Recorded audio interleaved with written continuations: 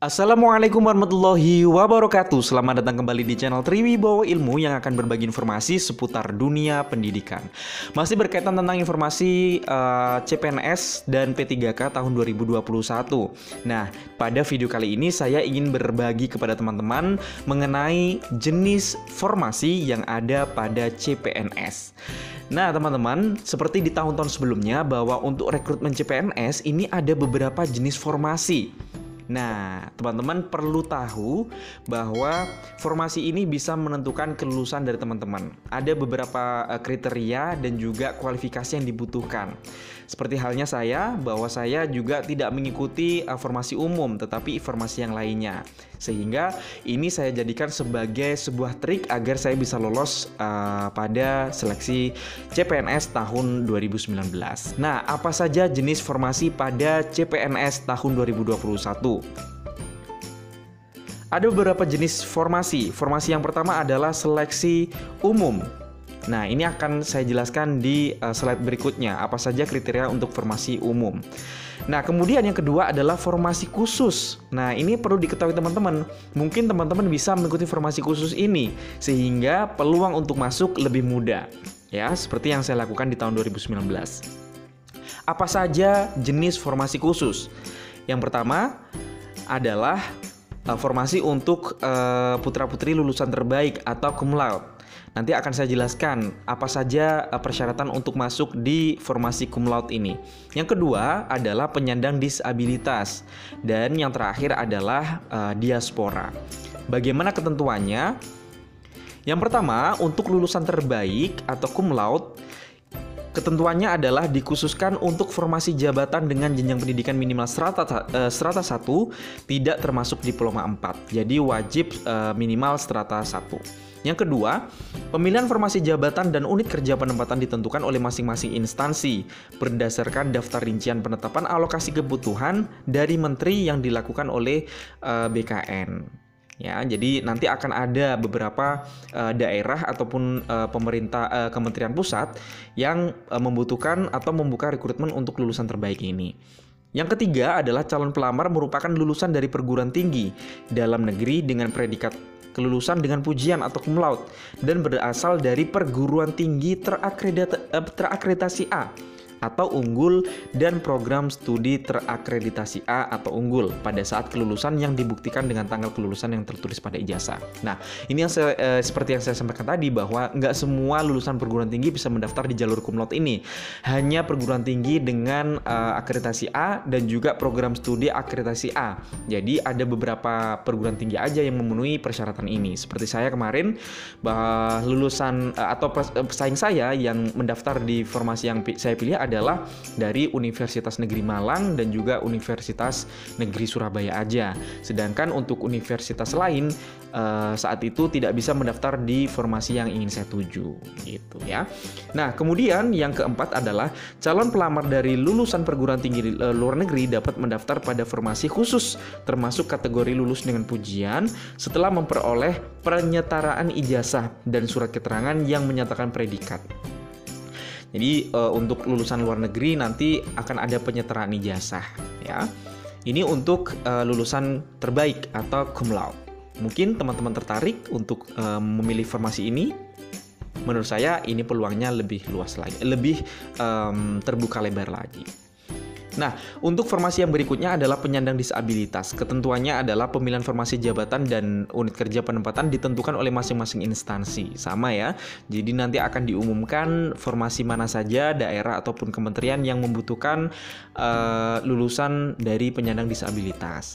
Kemudian yang kedua, calon pelamar wajib melampirkan surat keterangan dari dokter rumah sakit pemerintah atau puskesmas yang menerangkan jenis dan derajat kedisabilitasannya. Kemudian untuk usianya serendah-rendahnya ada 18 tahun dan setingginya adalah 35 tahun. Kemudian panitia penyelenggaraan instansi dan atau BKN menyediakan aksesibilitas di lingkungan tempat pelaksanaan. Jadi jangan khawatir teman-teman yang mungkin penyandang disabilitas nanti di instansi yang akan dituju harus menyediakan aksesibilitas di lingkungan tempat pelaksanaan seleksi, ya.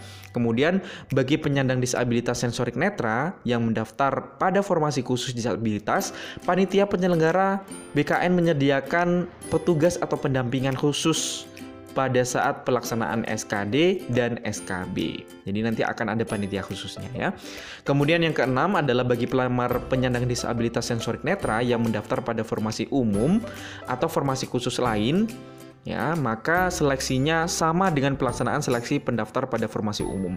Jadi teman-teman yang disabilitas dan ingin mendaftar jalur umum, maka untuk pelayanannya ya dilayani secara umum, ya, tidak bisa secara khusus. Kemudian panitia penyelenggara instansi wajib memastikan kesesuaian antara formasi dengan jenis dan derajat kedisabilitasannya. Ini untuk penyandang disabilitas. Mungkin teman-teman yang memiliki teman-teman yang disabilitas, silakan di-share kepada teman-teman itu agar mereka juga dapat informasi yang sama juga, ya. Kemudian yang ketiga atau yang terakhir adalah lulusan diaspora, ya, diperuntukkan bagi WNI yang memiliki paspor Republik Indonesia. Ya. Yang kedua, diperuntukkan khusus untuk jabatan peneliti, dosen, perekayasa dan analisis kebijakan. Untuk jabatan peneliti, dosen dan analis kebijakan dapat dilamar oleh calon peserta dengan persyaratan paling rendah lulusan strata 2. Sedangkan untuk jenis jabatan perekayasa dapat dilamar paling rendah lulusan strata 1. Yang ketiga, pemilihan formasi jabatan dan unit kerja penempatan ditentukan oleh masing-masing instansi, sama seperti tadi, ya. Jadi nanti teman-teman akan tahu formasi mana aja yang membuka lowongan bagi diaspora ini. Persyaratan usia setinggi-tingginya ada 35 tahun pada saat pelamaran. Dan ketentuan yang kelima, pelamar yang mendaftar pada formasi jenis jabatan tersebut dapat berusia paling tinggi 40 tahun apabila memiliki kualifikasi pendidikan strata 3, kecuali bagi pelamar pada jabatan analis kebijakan.